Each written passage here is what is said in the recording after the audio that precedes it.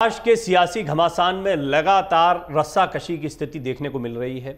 इस सब में बड़ा सवाल है कि क्या एक बार फिर शरद पवार कोई बड़ा दांव खेल जाएंगे। सभी को इंतजार है। देखिए, बार बार एक ही बात सामने आ रही है कि शिंदे ने जिस तरह से बगावत की थी शिवसेना में, ठीक उसी अंदाज में अजीत पवार की बगावत हुई, लेकिन शिंदे की टक्कर वहां पर थी उद्धव ठाकरे से, यहां पर शरद पवार से टक्कर है। शरद पवार वो हैं जिन्होंने एनसीपी को खड़ा किया। शरद पवार वो हैं जिनके खिलाफ अब भी उनका विरोधी गुट तक नहीं बोल सकता है। उनके खिलाफ शिकायतें भी कर रहे हैं तो बहुत अलग अंदाज में कर रहे हैं। एक तरफ उनको देवता बताते हैं, गुरु बताते हैं और फिर शिकायतें भी रखते हैं।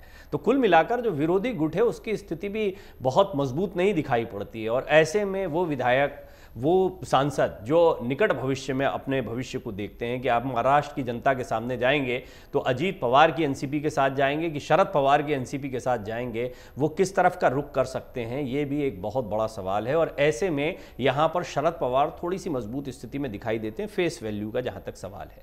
एक ही पॉइंट है जो बार बार छगन भुजबल और अजीत पवार अपने पूरे भाषण के दौरान, जब वो कार्यकर्ताओं से बातचीत कर रहे थे, पदाधिकारियों को एक जगह पर बुलाया गया, पैरेलल दोनों की बैठक हुई, अजीत पवार की भी हुई, शरद पवार की भी हुई। यहाँ पर एक ही बात कही गई, उम्र का तकाजा दिया गया, फैसलों की बात कही गई, कांग्रेस के साथ जाने की बात कही गई, एनडीए को मजबूत करने, कुछ ऐसे तर्क हैं जिनको बार बार अजीत पवार का गुट रख रहा है। लेकिन असली बात यह है कि सत्ता में तो आ गए अजीत पवार ने बहुत सारी बातें कही हैं। इन सब के बीच में क्या डिप्टी सीएम बनना उनका मकसद है? डिप्टी सीएम तो उन्हें शरद पवार ने भी बनवा दिया था। आगे की कोई और रणनीति, ये सब जानना बहुत दिलचस्प है। महाराष्ट्र में राष्ट्रवादी कांग्रेस पार्टी को लेकर सियासी संकट जारी है। एनसीपी के नेतृत्व को लेकर शरद पवार और अजीत पवार के बीच चल रही चाचा बनाम भतीजे की लड़ाई में एक नया मोड़ आया है। एक टीवी इंटरव्यू में अजीत पवार गुट के एक नेता ने खुलासा किया कि उन्हें नहीं पता था कि शरद पवार को किस बैठक में शीर्ष पद से हटाया गया है। दरअसल ये दावा किया गया कि एक बैठक हुई थी, प्रफुल्ल पटेल ने प्रस्ताव पारित किया और उसके बाद में उनको अध्यक्ष पद से हटा दिया गया, शरद पवार को, और अजीत पवार को नया अध्यक्ष बना दिया गया। इन्हीं प्रफुल्ल पटेल को पहले शरद पवार हटा चुके थे, लेकिन अब अजीत पवार गुट के एक नेता कह रहे हैं कि ऐसी कोई बैठक हुई, इसकी हमें जानकारी नहीं है।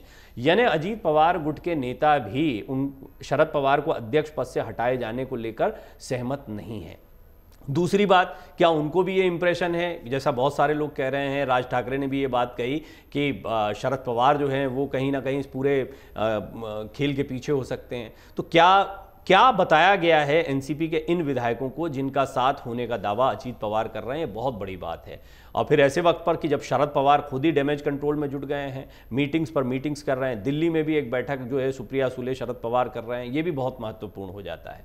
बुधवार को यह बात सामने आई थी कि अजीत पवार के मुख्यमंत्री पद की शपथ लेने से 2 दिन पहले उन्हें एनसीपी का अध्यक्ष चुना गया था। इतना ही नहीं, उन्होंने पहले ही पार्टी चुनाव चिन्ह पर दावा करने के लिए चुनाव आयोग से संपर्क किया था। हालांकि जिस राष्ट्रीय कार्यकारिणी बैठक में अजीत पवार को एनसीपी अध्यक्ष बनाया गया उसकी पूरी जानकारी सामने नहीं आई है। इस बीच जब अजीत पवार गुट के नेता उमेश पाटिल से एक टीवी इंटरव्यू के दौरान बैठक के बारे में पूछा गया तो उन्होंने कहा कि उन्हें इस बारे में बिल्कुल भी जानकारी नहीं थी।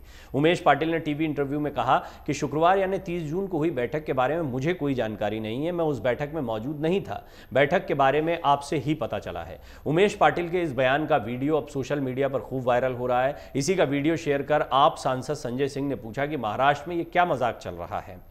आपको बता दें, इससे पहले खबर सामने आई थी कि अजीत पवार गुट ने दावा किया है कि 30 जून को कार्यकारिणी की बैठक हुई थी। एनसीपी राष्ट्रीय कार्यकारिणी की बैठक में शरद पवार को राष्ट्रीय अध्यक्ष पद से हटाने के संबंध में प्रस्ताव पारित हुआ था। साथ ही उन्होंने यह भी कहा कि उन्हें अध्यक्ष चुन लिया गया था, यानी अजीत पवार को नया अध्यक्ष चुन लिया गया था। अजीत गुट ने दावा किया था कि प्रफुल्ल पटेल ने बैठक बुलाई थी। प्रफुल्ल पटेल कार्यकारी अध्यक्ष हैं। प्रफुल्ल पटेल का के पास ये अधिकार आ गया कि वो शरद पवार को हटा दें, ये बड़ा आश्चर्यजनक लगता है। लेकिन यहां पर एक बड़ी बगावत देखने को मिल रही है। अजीत पवार ने तो स्पष्टता कह दिया कि हमारे साथ ज्यादातर पार्टी के नेताओं का समर्थन है, पार्टी के फैसलों से, एक तरफा फैसलों से हम खुश नहीं थे। बार बार डिप्टी सीएम बनाना, हटा देना, जब कहते हैं तब बन जाएं, जब कहा तब हट जाएं, ये वाली स्थिति अजीत पवार नहीं चाहते थे। और यही वजह रही कि अजीत पवार ने अब जो है ये एक बड़ा निर्णय लिया, वो अपने कुछ समर्थक विधायकों के साथ अलग हो गए। अमर उजाला अब आपके टीवी पर भी। अपने स्मार्ट टीवी पर YouTube पर सर्च करें अमर उजाला, चैनल सब्सक्राइब करें और देखें ताजा खबरें, वो भी HD क्वालिटी में। और हाँ, बेल आइकन दबाना ना भूलें ताकि हर खबर हो आपके घर। अमर उजाला, निष्पक्ष, निर्भीक, निरंतर।